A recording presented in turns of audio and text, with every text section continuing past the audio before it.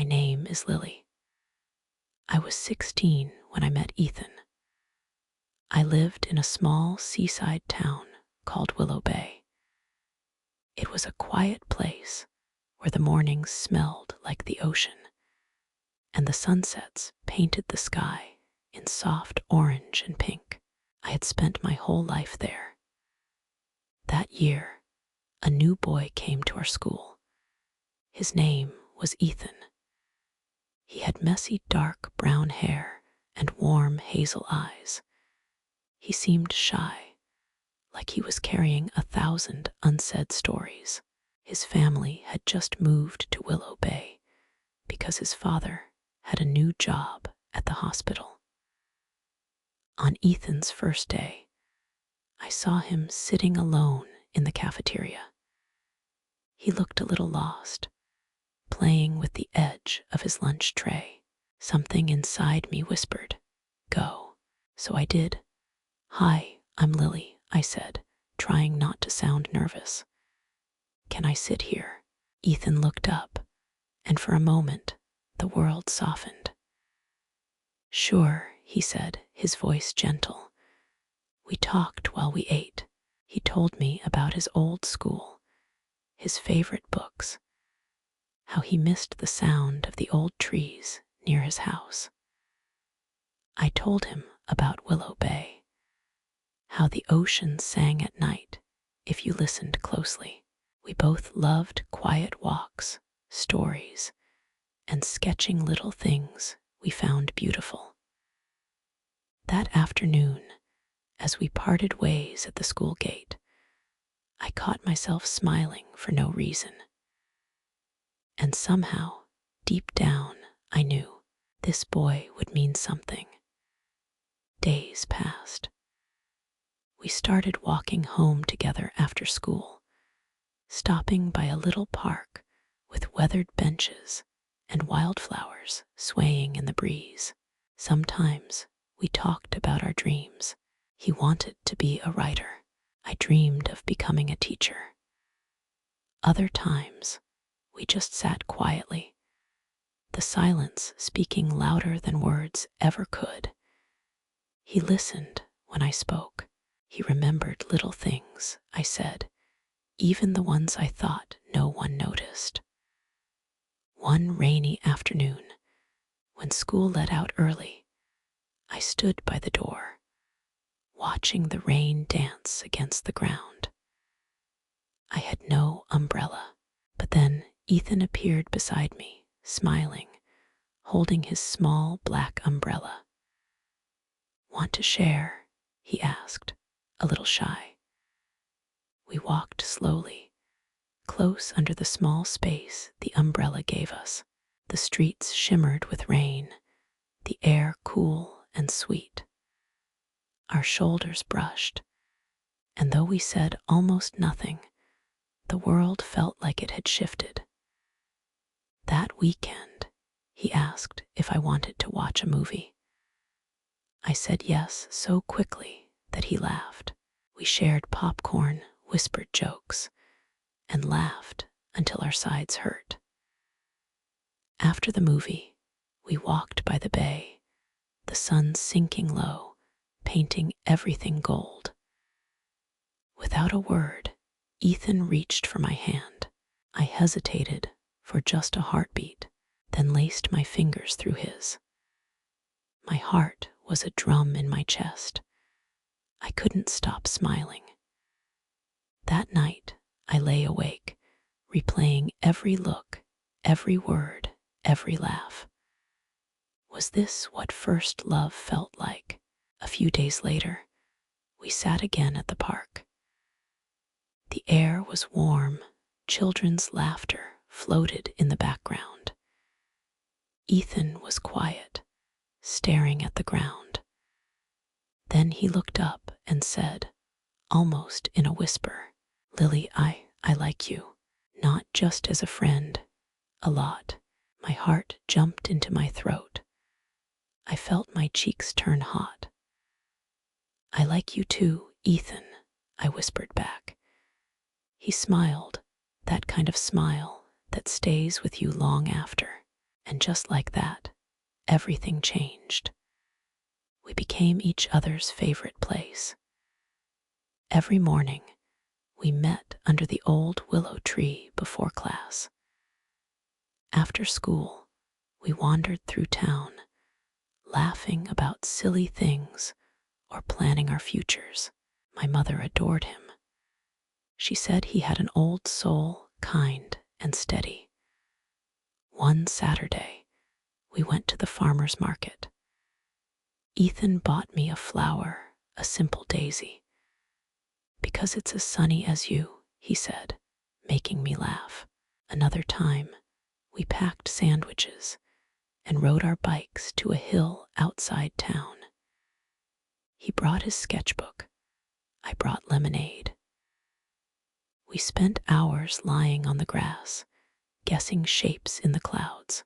On my birthday, he gave me a silver necklace with a tiny ocean wave charm. "It reminded me of you," he said. I wore it every day. Ethan became my safe place. When I was sad, he knew without me saying a word. When I was scared, he would hold my hand just a little tighter. Of course, we weren't perfect. One afternoon, we argued. I had to cancel our movie plans for a family dinner. Ethan, upset, said, "You should have told me earlier." I snapped back, feeling misunderstood. That night, I cried, hugging my pillow. I didn't want to lose what we had. The next day, he found me by the lockers. "I'm sorry, Lily," he said, eyes soft. "I'm sorry too," I whispered. We promised to always talk, to never let small things become big walls between us. Spring arrived, and Willow Bay bloomed. The river sparkled, the air smelled like promises. Ethan gave me a notebook one day. On the first page, he wrote, "For Lily, the girl who turned a small town into a whole world." Summer came, and we spent long golden days together. We filled a scrapbook, tiny memories stitched between pages, a movie ticket, a dried flower, a crumpled ice cream receipt. Each little thing whispered, "This matters." One night at the county fair, Ethan won me a little stuffed fox. We rode the Ferris wheel, the wind brushing against our faces. When the fireworks lit the sky, I looked at him, and he was already looking at me. That moment felt like forever. But life, as it does, doesn't stay still. In early September, Ethan pulled me aside after school. His eyes were sad. "My dad got another job," he said quietly. "In another city. We're moving. Soon." I felt the ground tilt. I couldn't speak. He squeezed my hands. "I don't want to leave," he said, his voice cracking. "But I have no choice. We promised to stay in touch. We promised to hold on." In the days that followed, we made the most of every moment. The park, the bookstore, the old pier where we first shared secrets. On his last day, we hugged so tightly I thought I might break. "Promise me," I whispered. "Promise you won't forget." "I could never," he said against my hair. "I'll always remember you, Lily." I watched his car disappear down the road, clutching the little fox he had won me. Everything felt quieter without him, but Ethan kept his promise. At first, there were letters, phone calls, long emails filled with little updates. I kept adding to the scrapbook. Tickets, drawings, words, but slowly. The letters came less often, the calls shorter. And one evening, under a rainy sky, Ethan called. His voice was different. "I still care about you, Lily," he said. "But we're changing, I think. We need to let go." I didn't say anything. I just listened as my heart broke, silently. That night, I cried like I never had before, but deep down, I knew he was right. Love doesn't always end with anger. Sometimes it just fades into something softer. Days turned into weeks, weeks into months. I focused on school, on family, on dreams. Slowly, the ache inside me softened. A year later, I moved to a small college near Willow Bay. It was quiet, full of kind faces and golden trees.